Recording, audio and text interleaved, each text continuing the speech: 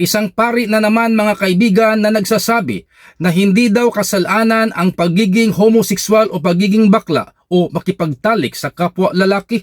I remember having crushes. All boys school ako eh. Okay. Catholic all boys school. Hindi ko nalang pangalanan. And then, but very early ko rin na-reconcile yung sexuality ko and faith. No?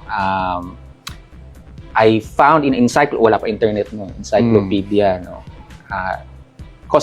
Cosmological arguments for the existence of God. Yes. So, nagkaroon ako ng parang second year high school ako, no? A 14-year-old boy having a crush or even sexual desire with another boy. Pero saan mo pinagmulan yung ano? I mean, I know some biblical verses have actually been cited as condemning any homosexual. Pero these are English translations. Yeah. So, mostly. saan mo pinagmulan yung, I guess, homophobia in biblical verse? This issue, I'm pretty sure you know this. Yeah.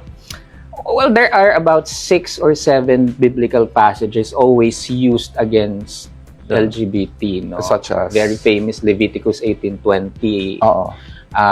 Yung no man shall lie with another man, you know. And of course Genesis 1, lalaki at babae lang ginawa ng Diyos, mga ganyan. No? Biblical scholars have already looked at this again for the last 50-60 years. Translation, some of it is a misinterpretation. Okay. Like in Romans 1:26. What is the one cited?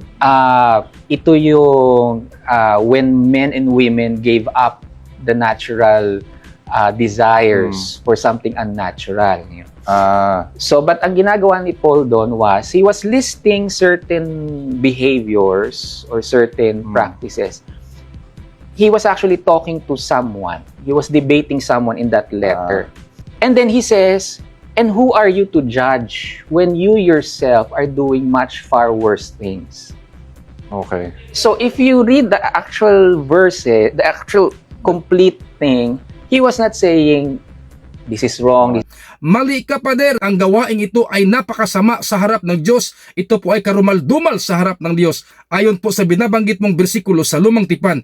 At ang sinabi niya na hindi daw ito kasalanan sa harap ng Diyos sapagkat hindi daw sinabi ni San Pablo. Ito po ay isang napakalaking kasinungalingan sapagkat may sinabi po si San Pablo, mga kaibigan, sa unang Korinto Kapitulo 6, bersikulo 9 hanggang 10 na ang pagiging homosexual o ang pagkipagtalik sa kapwa lalaki ay hindi makapasok sa kaharian ng Diyos.